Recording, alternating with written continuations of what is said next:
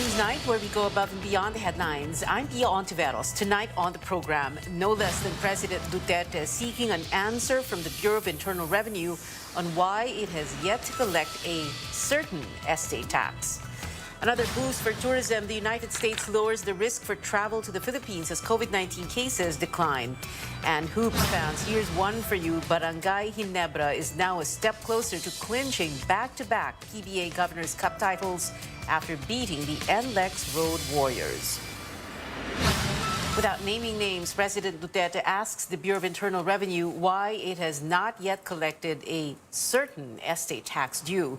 In his weekly televised public address aired Tuesday night, Mr. Duterte said the Bureau need not be reminded about its mandate to collect the estate tax, just as he explained how much the government earns from e-sabong or online cockfighting operations. Here's the President in his own words. I make it public now. It's 640 million a month. And in a year's time, it's billion plus. Saan tayo maghanap ng pera ng gano'n na kadali? Na siguro. Sa taxation natin. So, ang gobyerno can only prod. Hindi naman kailangan reminder sa Malacanang. Nandiyan yung BIR. So, tanongin natin yung BIR, bakit hanggang ngayon hindi na kolekta yung estate tax. So yan ang ano dyan. The President's remarks coincide with the Finance Department's push for the BIR to collect unpaid estate taxes from the heirs of the late dictator Ferdinand Marcos. These taxes have ballooned from 23 billion pesos in 1997 to around 203 billion. Presidential candidate Bongbong Marcos earlier dismissed the issue as surrounded by, quote, a lot of fake news. Some former government officials have said he and his mother Imelda, as co-administrators of the Marcos estate, could be criminally liable for refusing to pay dues. Records from the Supreme Court show, as obtained from a reliable source, the decision on Marcos family's estate tax case reached finality on March 9, 1999. Marcos Jr.'s political party agrees the court ruling on his family's estate tax worth 23 billion pesos is final and executory, but not the surcharges over the past years. Parang ang sinasabi na yata yung 23 billion naging 203 billion na. So nadagdagan po ng 180 billion. Karamihan po niyan, penalties at saka surcharges. Siguro, we have familiar na pagka na-late lang tayo sa income tax natin, ang laki-laki na po mahigit 50% yata ang penalties and surcharges. So, what I am saying that is, the figure of 203 billion is not final. Yan po ang hindi final sapagkat subject po yan sa reconciliation. The party believes the Marcos estate tax has become more controversial now that the presidential candidate has maintained his lead in pre-election surveys. CNN Philippines continues to reach out to the BIR for comment on the issue. We also previously requested for a copy of related documents from Commissioner Cesar Dulay on the matter, but we have yet to get a response.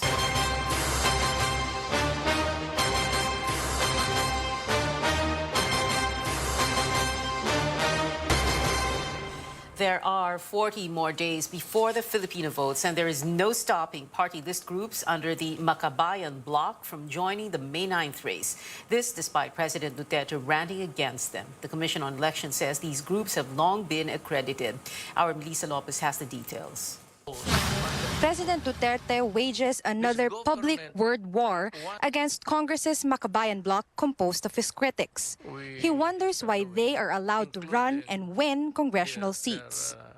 Sabihin ko sa inyo na tama si Lorraine Badoy na itong mga party list na Kabataan, Anak Pawis, Bayan Muna, Alyansa of Concerned Teachers or ACT at Gabriela.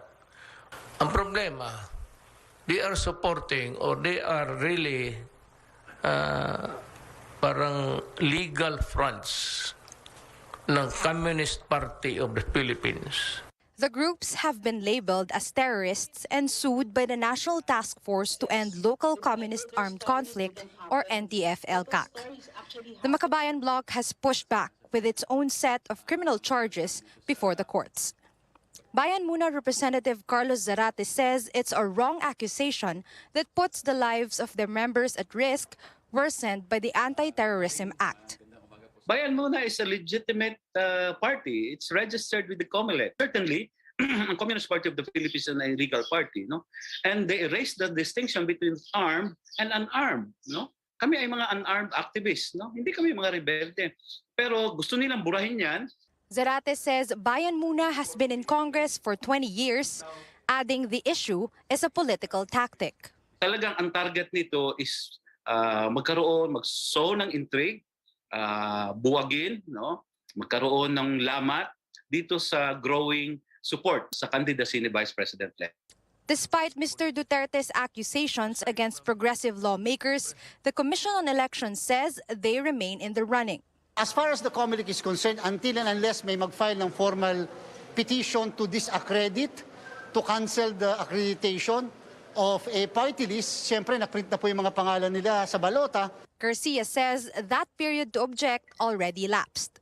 177 groups, including those part of Makabayan Bloc, are vying for at least one seat in Batasang Pambansa on May 9th. Melissa Lopez, CNN Philippines. Senator Manny Pacquiao reveals his running mate Lito Atienza told him to support fellow vice presidential bet Tito Soto if the Buhay Party list representative can no longer push through with his campaign. Atienza is still recovering from his knee replacement surgery last month and has been unable to join Pacquiao on the campaign trail. CNN Philippines has yet to get Atienza's side. Manila Mayor Isko Moreno vowing to assert the country's sovereignty on the West Philippine Sea and even said he would accompany fishermen there if needed. Basta tayo, we will insist on the hanging. And we will fish in our water. That includes Panama. If I need to be with the fisher folks, if Excellency can do it, we can do it also. No, not jet ski. Hindi ako ng jet ski. I'm going to be fair to you and don't want to overpromise things. Basta tayo, we'll be there. We'll protect our fishermen. One of President Duterte's campaign promises in 2016 was to ride a jet ski and plant a Philippine flag on the Spratly Islands, only to admit 5 years later that it was a joke. Vice President Leni Robredo's running mate Kiko Pangilinan calls on their supporters in the city of Maasin, southern Leyte, to reject other vice presidential candidates being paired with her.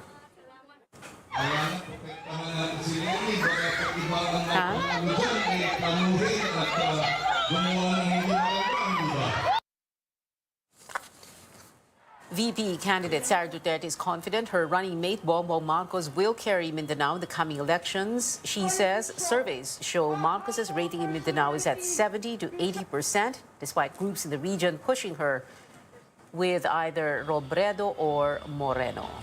We will try our best to deliver for Bongbong Marcos in Davao region, and based on our surveys, he is doing well, and we can do more for him here.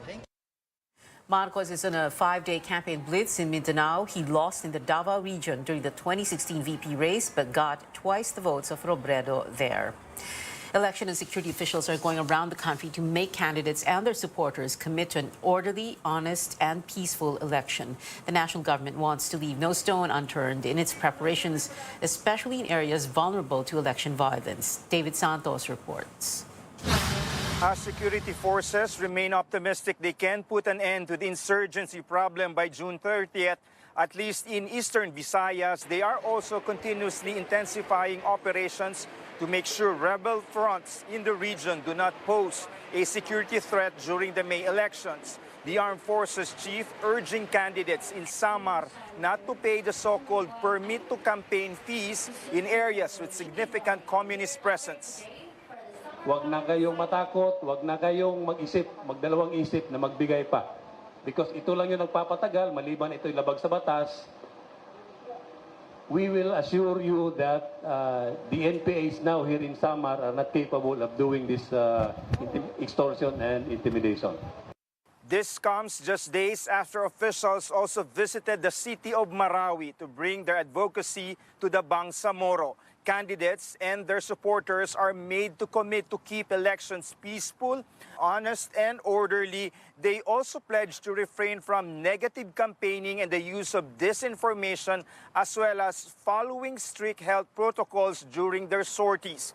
Despite having a history of political violence, including the 2021 killing of Calbayog City Mayor Ronaldo Aquino, the police are ruling out the possibility of placing Samar Province under strict election control.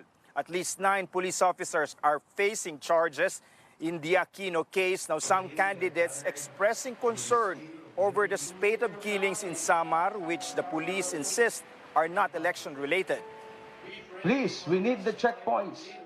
Put it there for us, then we can solve the killings here. We look at the data of 2016-2019. How many are election-related incident? 0.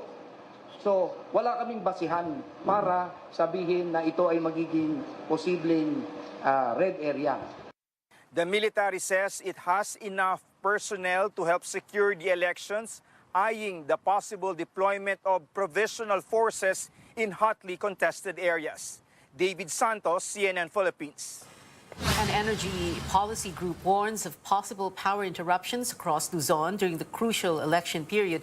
The Institute for Climate and Sustainable Cities maintains its February projections of a very tight power supply for the second quarter. It says the Energy Department should ensure power plants will not exceed the total allowable days for outages. The ICSC also suggests tougher penalties for those that will not comply. Are we still expecting power outages? And the answer is yes. What is available on the grid today is only enough to suffice for the April 2022 demand. And to reach the 8,100 required capacity by May 2022, we need to commission the newly constructed GN Power Diginin Unit 2.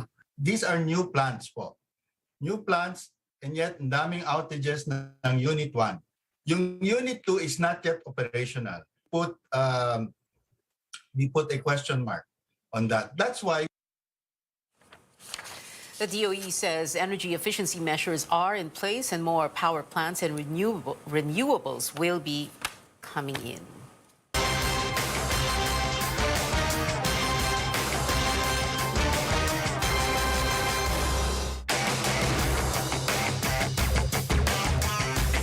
Coming up on Newsnight, American drug authorities greenlight a second booster shot for 50 and older and the immunocompromised.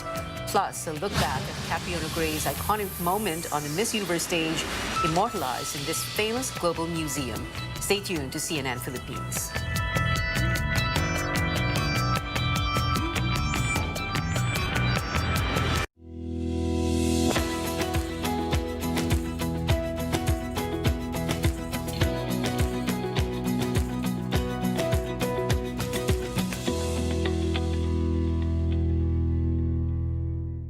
Bilib ako sa MX3 dahil ito ay napatunayang may alpha, beta at gamma mangosteen. MX3 capsule helps avoid pain discomfort para iwas sakit. Tested and proven na low sodium, cholesterol-free at fat-free. Dito ako sa tunay, natural at original. MX3. Mahalagang paalala, ang MX3 capsule ay hindi gamot at hindi dapat gamiting panggamot sa anumang uri ng sakit. Sa dami ng taong nakalipas, salamat dahil hindi niyo kami iniwan. Dahil sa inyong tulong, mas naging maayos ang akala namin nakalimutan na. Basta't nariyan kayo, alam naming hindi mapapabayaan ang aming paghihirap para sa sarili, sa pamilya, sa kapwa, at sa bansa. Kampante kami, basta't kasama kayo. Every night, we take a hard look at the stories and provide you with multiple points of view from here and around the world. Now, we'll bring you more news you can use from the trading floor and the global markets and bring you more news you can trust in business and finance. Buy, sell, hold on The Final Word, weekdays at 9 p.m. only on CNN Philippines.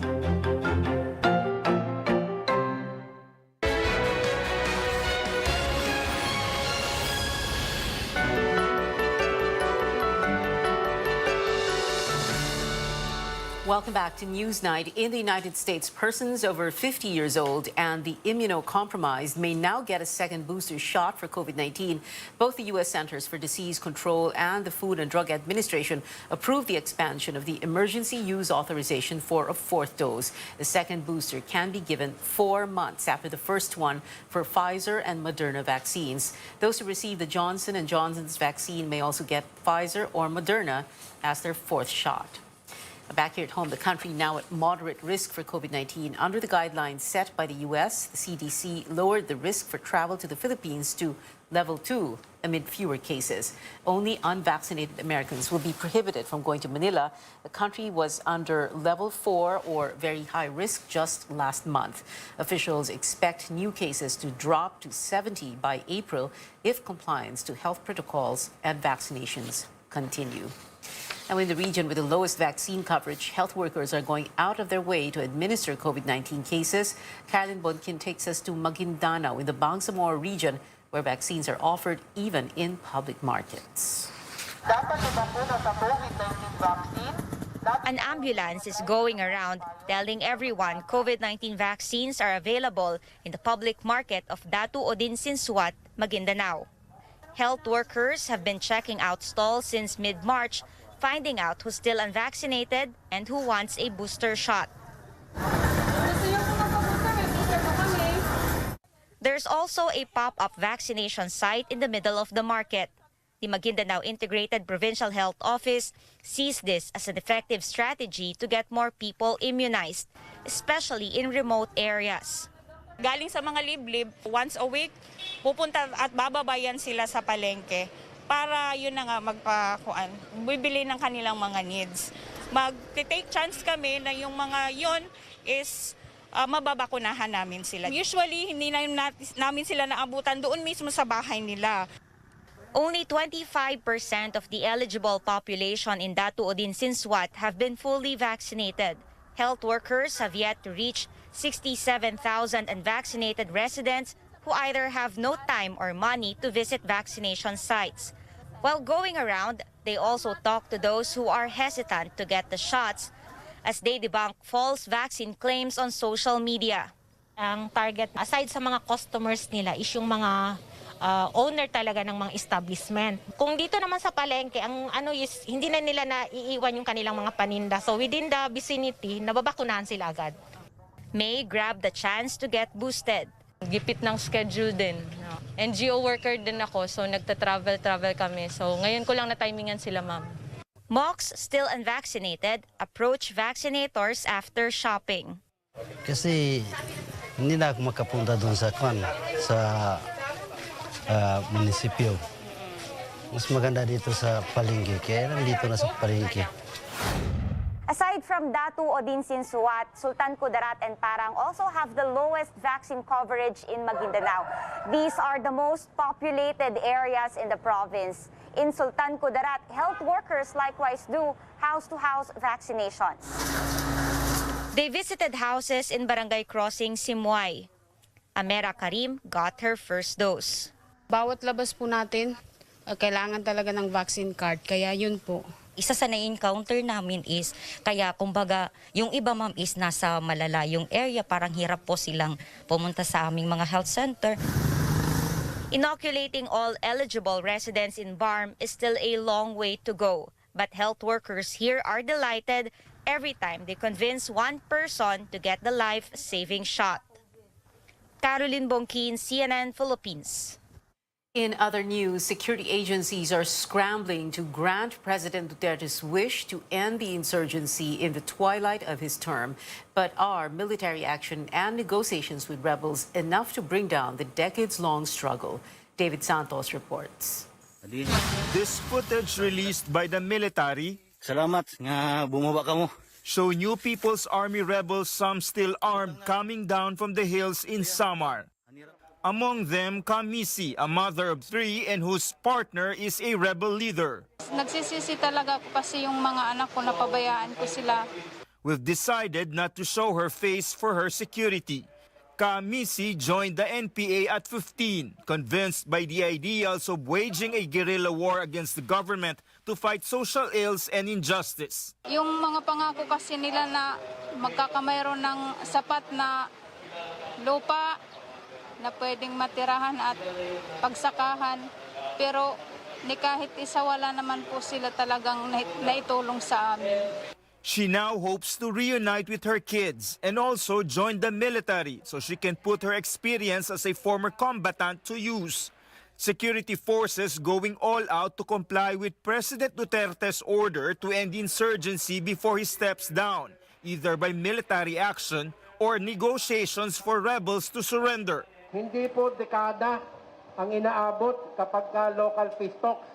Actually, halos 2 o 3 linggo lang yung negotiation, dumiretso na kagad bumaba. The military is convinced communism in the country is on a verge of total collapse, but they admit rebels still keep pockets of resistance like in Mindanao. Ito na lang sa northeastern, nandiyan pa si Maria Malaya, but we are closing in. Ang problema natin sa insurgency ay hindi naman talaga military problem. It is a socio-political economic problem. Even if the last rebel falls, there's no guarantee of the end of struggle. David Santos, CNN Philippines. In world headlines, Ukraine refuses to let its guard down as Russia claims it is scaling down its forces near the capital Kyiv and the city of Chernihiv. Ukrainian President Volodymyr Zelensky points out Russian troops still have a sizable potential to carry on with their attacks. U.S. officials also believe Russia could be putting up a front to reposition in other areas. Ukraine has floated a possible in-person meeting between Zelensky and Russian President Vladimir Putin. Straight ahead on Newsnight, the Gin Kings book a ticket to the PBA finals. And yes, you are seeing double. Madame Tussauds unveils a wax figure of Catriona Gray, remembering her Miss Universe moment. Keep it here on CNN Philippines.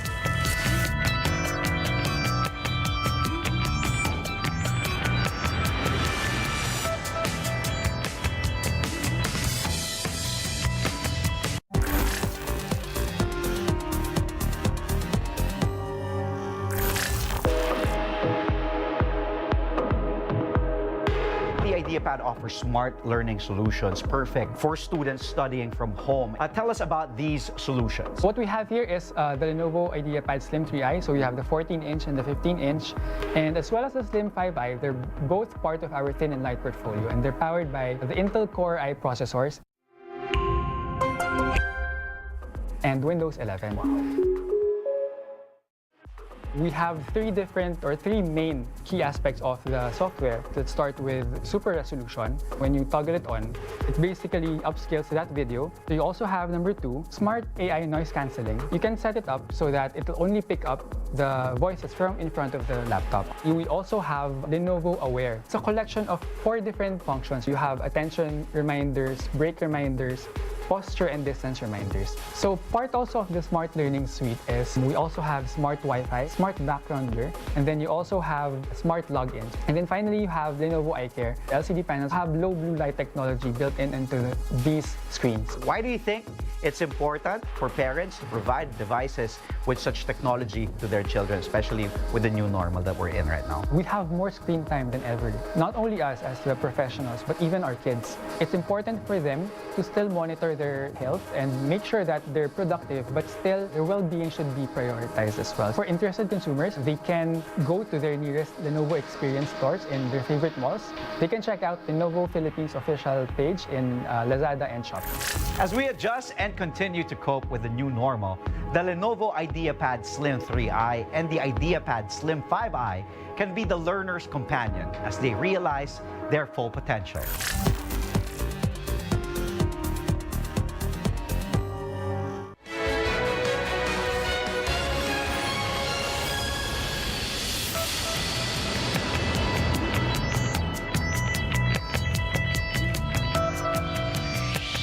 Welcome back. The quest to bring science and technology closer to Filipinos continues. The second season of CN Sikat, a magazine reality show that helps citizens solve problems through scientific methods arrive soon. Science and Technology Department officials and CNN Philippines President Benjamin Ramos renewed the partnership in a MOA signing earlier. Ito yung programs na kailangang ina-highlight ng government. Hopefully, CNN Philippines can help reach yung mga tao. Awareness talaga is really big kasi marami mga tao ang hindi nakakaalam na posibleng matulungan din ng DOST. Through information, we truly transform lives. CN Sikat Season 2 will premiere on April 23rd to air every Saturday and Sunday, 8 in the morning and 4 in the afternoon here on CNN Philippines. PBA News now. Barangay Ginebra San Miguel is the first squad to secure a ticket to the finals, ready to defend their Governor's Cup title. The team beat the NLEX Road Warriors in Game 4 earlier, 112-93. This will be Ginebra's fourth finals appearance within the last 5 seasons. Another game is underway between the Magnolia Hotshots and the Meralco Bolts, with Meralco's 2-1 semifinals lead. A win for the Bolts tonight could land them a place in the finals.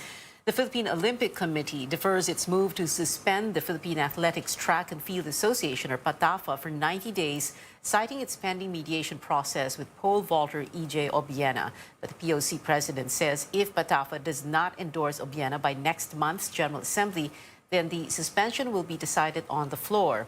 POC initially voted to suspend PATAFA for failing to serve its purpose as a national association amid its rift with Obiena. In entertainment, you can strike a pose with Catriona Gray as she does her iconic lava walk with a visit to Madame Tussauds, Singapore. The Miss Universe 2018 winner's wax figure has been unveiled today, up for display until September 20th. Here's a look at Catriona and her wax doppelganger wearing a replica Mac Tumang lava gown. The beauty queen is the only Filipino to have her own figure in the tourist attraction. And this one's for K-pop fans. J-Hope of BTS has recovered from COVID-19, finishing quarantine today. With this, their agency confirms the rapper will perform in the Grammys alongside other members on Monday, Philippine time. But not everyone in the group is sure to grace the award stage. The management is talking to Grammy organizers about Jungkook's participation after the vocalist tested positive for the virus yesterday. On Instagram, the youngest BTS member assured fans he is recovering well. And before we go, here's a sneak peek at some new arrivals in local cinemas today. An iconic video game character faces another rival, while a Marvel anti-hero makes his movie debut. Christine Jacob has the preview.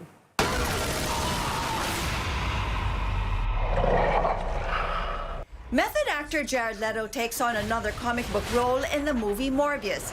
Here he plays Dr. Michael Morbius, who becomes a more biting fellow, or a living vampire to be exact, after trying to cure himself from a rare blood disorder. But his transformation comes with a price, as he struggles in dealing with his newfound monstrous urges.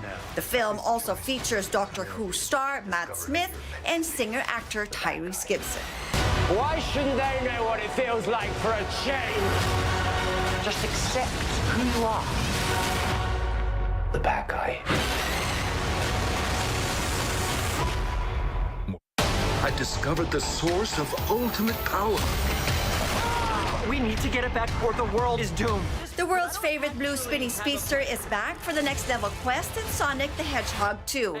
Our anthropomorphic hero faces an acid test when his nemesis, Dr. Robotnik, returns with a new partner, Knuckles the Echidna, voiced by charmer Idris Elba. But Robotnik is not the only one with a partner in crime. Tagging along with Sonic is his new sidekick, Tails. Familiar names James Marsden and Jim Carrey are back for the sequel, along with Ben Schwartz as the voice of Sonic.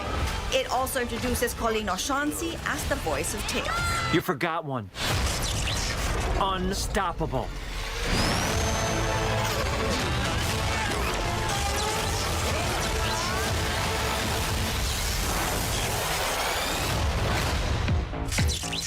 Christine Jacob there with the big screen updates. And that is it for now. Join me again on News.ph at 7 p.m. I'm Pia Ontiveros for Newsnight, where we go above and beyond the headlines.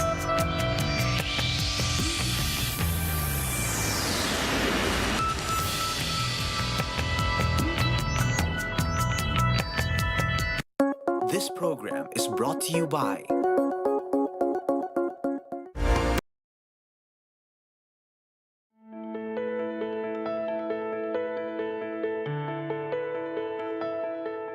Have you ever felt like you wanted to scream and shout at someone over an argument or a disagreement? Have you thrown objects in the air or hit a wall in frustration? This emotion is called anger, and it is a perfectly normal feeling.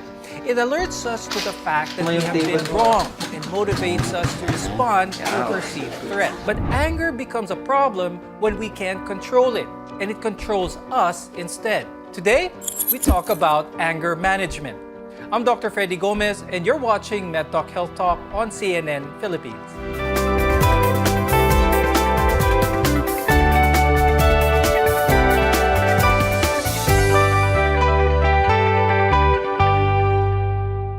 Our guests today will help us better understand what anger is and how to control it.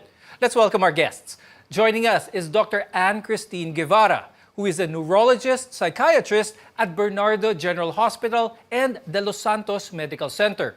Also with us is Richtofen De Jesus. He's a psychologist from St. Luke's Medical Center, Global City, and De Los Santos Medical Center. Let's talk about what exactly is anger. It's an emotional state that varies in intensity, from mild irritation to intense fury and rage. And we often feel this when someone has perceptively wronged you. Dr. Tin, tell us more about what happens to the body when one feels angry. So with input, a person would perceive things through our senses, visual, smell, to the skin or what we feel, what we perceive as threat, that enters the brain as an input. It actually stimulates the emotional brain, which is particularly amygdala, which then stimulates the other parts of the brain, including the limbic system, which is the emotional brain, and the other parts of the brain, like the thinking brain. And all of these, when put together, causes responses.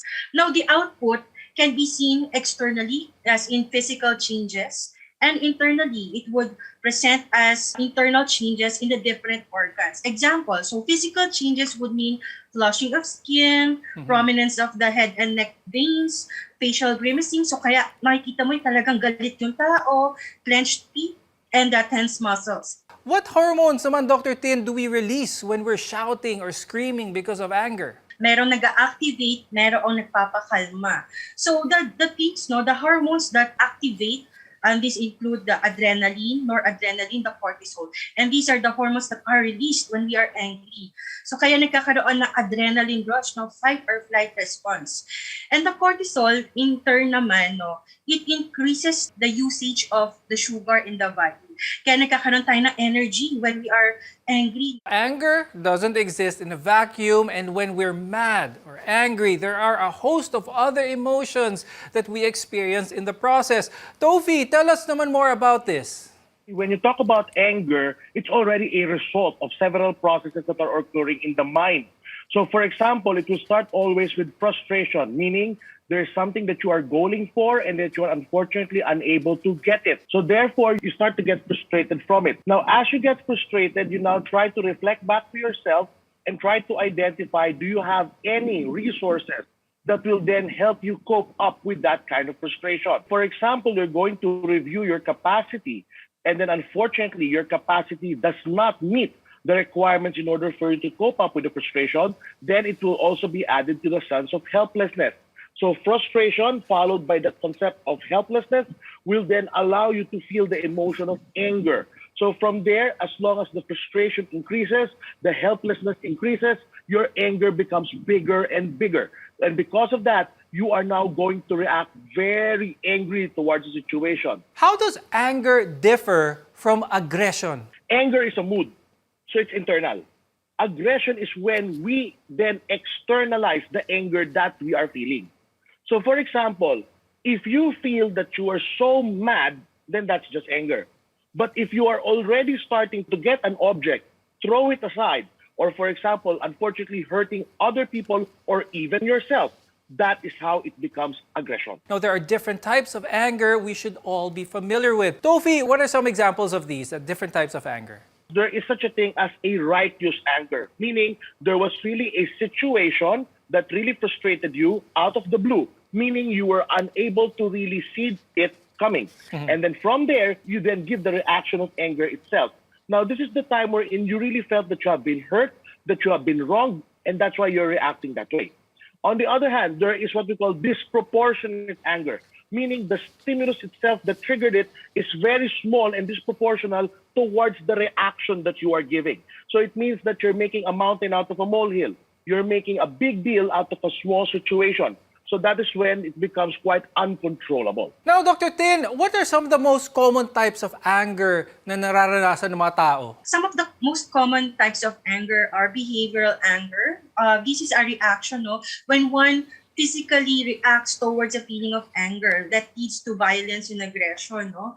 The other one is retaliatory anger or vengeful anger. Ito yung you want to get back as a response to that. For instance, when you had a conversation and you want to get back to that person, no? So it's a retaliation, kaya tinatawag na retaliatory anger.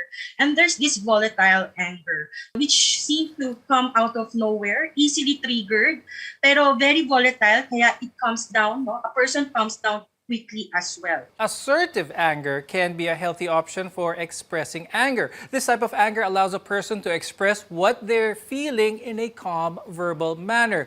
Tofi, please explain to us why this is the best type of anger that a person should practice. It means that you're just forcefully getting your point to the other person that you're communicating with. It is effective, number one, because you're defending yourself. It allows you to really value yourself as a person. It allows you to tell the other person, hey, we have some boundaries here. I have my own values. I have my own capacity, and you need to respect that. By being assertive, you're now telling the other person, I have a point as well. I have something to say as well. And from that, you can then raise whatever situation or whatever feeling you have within yourself. It's becoming expressive. There are also more dangerous and physical types of anger, such as behavioral, retaliatory, and volatile.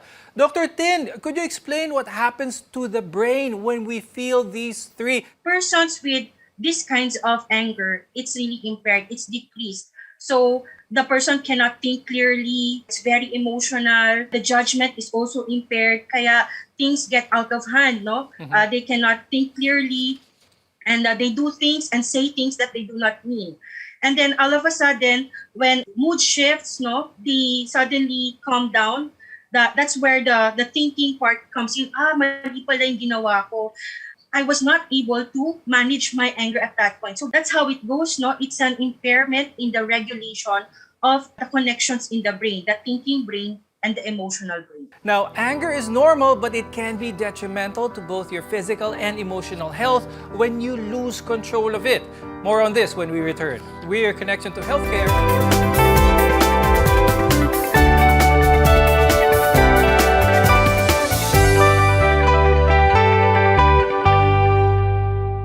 There are many causes of anger, ranging from external to internal influences. But whatever the cause, managing your anger is more important.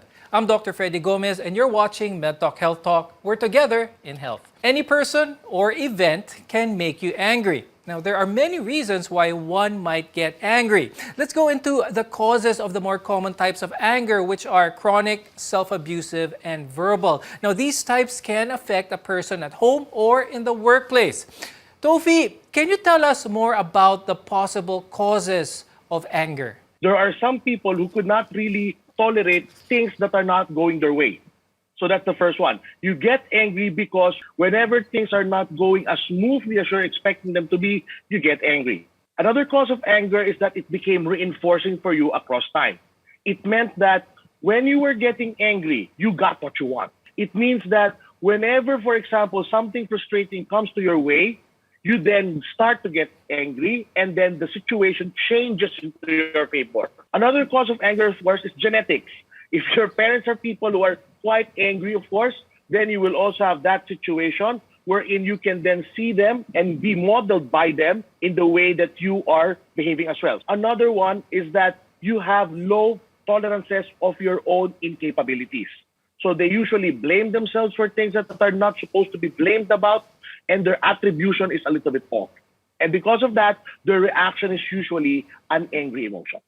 Sometimes we use anger to replace other emotions we'd rather not deal with, such as emotional pain, fear, loneliness, or even loss. Tofi, can you explain to us why this happens naman?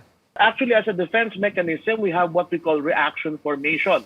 Reaction formation means that you're going to substitute a feeling, usually the opposite of what you are feeling right now, in order for you to defend your mind in terms of becoming stable. So for example, let's say there is a loss that you have felt because of a loss of a loved one. The loss is then being converted into anger because handling the anger is a more viable option, so to speak, as compared to handling the loss. So what happens now is that the person, instead of feeling sad, instead of feeling in touch with that real emotion, will then choose to get angry instead. Is anger a normal process in trying to grieve for a loss? Actually, it's form of the DABDA: denial, anger, bargaining, depression, and acceptance. We really get angry in that part because having a loss is a frustrating situation. It is something that we do not want, and yet we have to accept it. You will really have that level of anger. However, it is something that you have to go through. By being angry, it means that you're just releasing frustrations that have not been processed with you. The point there is that not to remain angry. Anger can also be a symptom or response to a medical condition. It can be a symptom of depression, ADHD, substance abuse, or even bipolar disorder. Dr. Tin, let's talk about this. Why do these disorders trigger anger? In depression, anger is actually internalized and externalized. So when we say internalized anger, the person would feel low mood, hopelessness, would have crying spells, and suicidal thoughts. No? They're easily triggered by the circumstances in their lives. And sometimes it can also be biological, as in chronic kind of stress. So chronic kind of stress causes dysthymia or low mood for a long time. And this lowers their threshold in coping with certain life situations. So they internalize that anger and turn towards themselves. Now in ADHD, we know that the key points in ADHD is inattention and impulsiveness. So there is a misunderstanding most of the time because of the lack of attention to details. The person cannot understand fully or cannot fully focus on that situation. There will be shifting of moods and thinking and focus. And because of that, it causes some conflicts. Another example would be adults with ADHD who usually present with lack of direction. And all of these causes frustration, disappointment on the part of the patient. And again, the anger then turns towards the self. Can a person who is really angry be at risk of, say, a heart attack or stroke? When one is angry, again, we stimulate the sympathetic system, the adrenaline rush, that it would cause increase in blood pressure, increase in heart rate. Vasomotor responses would be more of differences in the caliber of our blood vessels, so whether it will constrict or dilate. And there's also the release of inflammatory markers, which causes clotting. So if we will discuss this in the context of, for instance, heart attack, so kapag tumaas ang blood pressure, it would cause stress on the heart. It can also cause arrhythmias or a dysregulation of the heart rate. Mag-iiba yung heart rate. Some people are actually more prone to anger than others. Dr. Tin, what are the parts in the brain that are different in a person who is quick to anger versus a person who is not? Both nature and nurture factor in on how people respond to certain situation and causes angry outbursts. And the nature part is the environment, how the patient or the person has been reared. And the biological aspect is the genetic part. Now, the wirings in the brain is very important. That's why other people, like the type A personalities, are more prone to angry outbursts. The parasympathetic system, which releases the acetylcholine, is known to be quite higher in the people who don't get angry easily as compared to those who are quick to anger. Also, the connectivity in the brain. So, neuroimaging studies would say that there's better connectivity in those who are calm and collected in the face of stressful situations, because the thinking brain can manage the emotional brain during those times. Now, you can't get rid or avoid the things that anger you, but you can learn to control your reaction to them. When we return, we'll give you tips on how to best manage your temper. Your health is our mission. This is MedTalk Health Talk.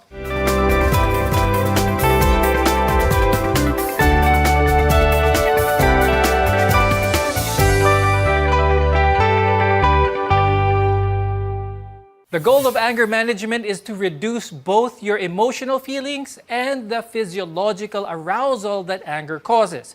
I'm Dr. Freddy Gomez, and you're watching MedTalk Health Talk, where your care comes first.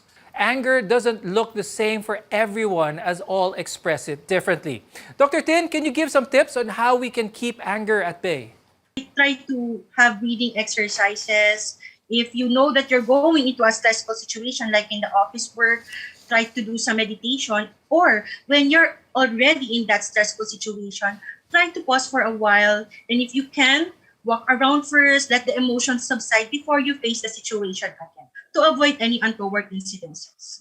And then, of course, on the background, now, because we are preventive, we try to reinforce our thought processes so that when we face certain stressful situations, we're already ready to face them. So that would be trying to pause, trying to find out our triggers, and develop our better judgment. Tofi, what are some steps that our viewers can try at home to help manage their anger?